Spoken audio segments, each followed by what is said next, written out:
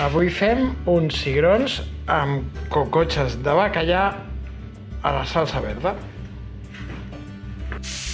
Comencem la recepta sofregint la ceba per preparar la salsa verda i també aprofitarem per anar saltejant els cigrons lentament amb una cullerada de sumac.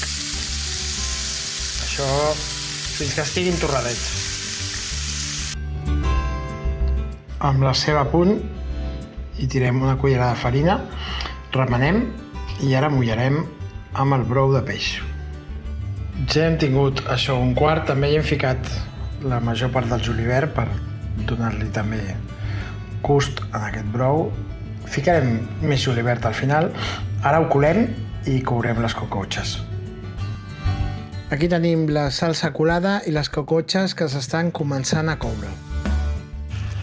Això ja ho tenim a punt. Ho hem salat perquè la salsa estava molt sosa i les cocotxes quasi bé ja estan cuites. Aquí hem aixecat els sucs amb una mica de vi ranci i hem posat una mica també de brou i ara ho barrejarem.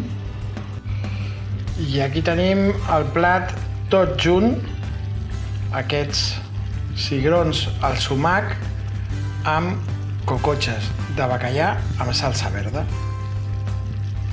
I aquí tenim aquests cigrons amb cocotxes de bacallà amb salsa verda i sumac.